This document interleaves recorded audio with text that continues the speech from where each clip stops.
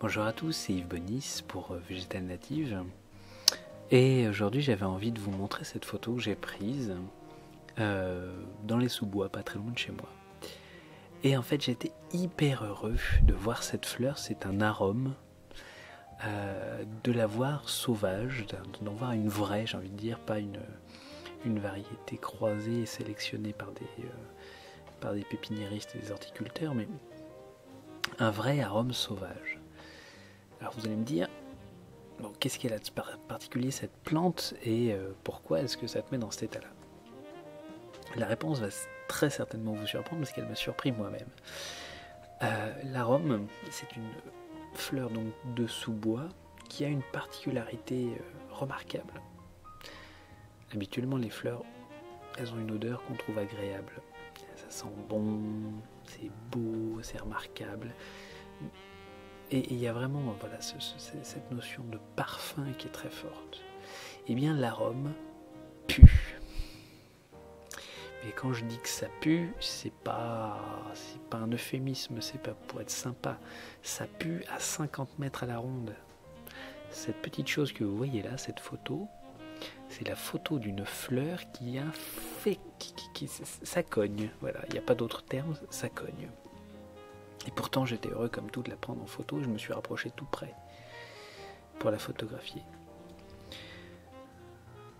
Alors vous allez me dire, bon, à force de potasser sur la botanique et machin, il est complètement fondu les plombs, le pauvre pépère.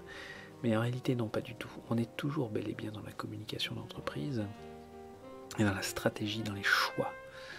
Les arômes puent. Mais il y a une raison à ça. Pendant que toutes les autres fleurs sont occupées à sentir bon, pour essayer d'attirer les abeilles, les papillons et différentes variantes de ces petites bêtes-là. Là, par contre, je ne suis pas du tout spécialiste des insectes, mais enfin, voilà, plein de jolies petites choses comme ça, par un parfum délicat de nectar, de miel, etc. Bah, l'arôme, lui, décide de puer la mort, littéralement, pour attirer finalement ceux dont personne ne... Un arôme attire les mouches. L'insecte pollinisateur de l'arôme, ce sont les mouches. Et c'est un choix absolument fascinant, hyper intéressant et qui mérite vraiment qu'on respecte cette plante parce que c'est un choix hyper intelligent. Les insectes pollinisateurs, je dirais, habituels sont déjà ultra sollicités. Alors, au lieu d'essayer de partir dans une surenchère, essayer de faire encore plus beau, sentir encore plus le nectar, bah, elle décide de sentir un truc complètement différent. Et quelque chose qui va attirer un public complètement différent, un public qui est un petit peu oublié, qui est éventuellement mal aimé, qui est en tout cas pas capté par les autres. Et c'est vraiment pour ça, pour cette leçon de stratégie-là, que j'étais très heureux de prendre en photo cet arôme, que j'ai beaucoup guetté ces dernières semaines les sous-bois, parce que j'avais vraiment envie de rencontrer cette plante-là, de rencontrer cette idée, cette stratégie brillante. Et le moins que je puisse vous dire, c'est que c'est hyper impressionnant. Donc elle est exactement, c'est une fleur, elle est complètement dans la méthode de la fleur, complètement dans les mêmes étapes, mais elle nous montre que finalement on peut décider de partir dans une direction complètement inverse de celle des autres.